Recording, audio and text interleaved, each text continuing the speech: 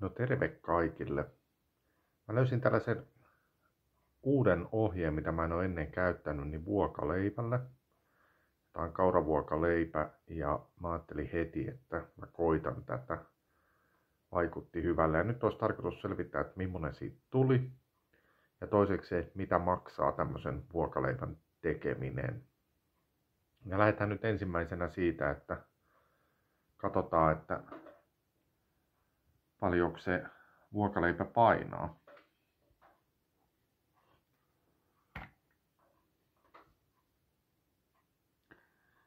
Eli painoa leivälle tuli 730 grammaa. Tämä oli tosi helppo tehdä. Ja sitten katsotaan, että mitä aineita tähän tarvittiin. No eli se mistä toi leipä koostuu, niin siihen tuli suolaa, kaurahiutaleita, kuivahiivaa, sitten tuli vehnäjauhoja ja sokeria.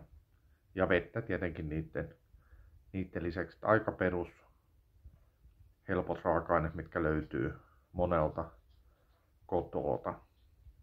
Ja mä oon koittanut etsiä näihin, kun koitan tehdä edullisesti, niin halvimmat vaihtoehdot. Ja ne on nyt mun tapauksessa ollut nämä, mitkä kuvassa näkyy. Seuraavaksi ruvetaan laskemaan, että paljonko tähän meni raaka-aineita ja mikä tämän hinnaksi muodostuu valmistuksessa. Nonni. Nyt on laskettu, että mitä se on. Mä leikkasin palatkin tähän, että näette, että on tämmönen pehmeä kauraleipä. Ja mä laskin raaka-aineet, mitä ne maksaa sähköineen. Eilen oli sähkö kohtuu halpaa.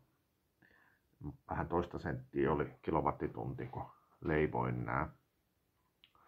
Hinnaksi tuli 50 senttiä.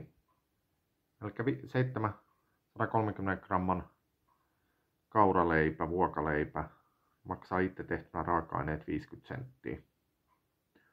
Et siitä voi laskea, että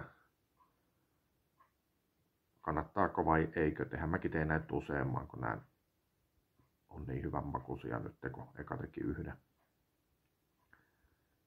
Mutta ei siinä mitään, jatketaan seuraavalla videolla myöhemmin.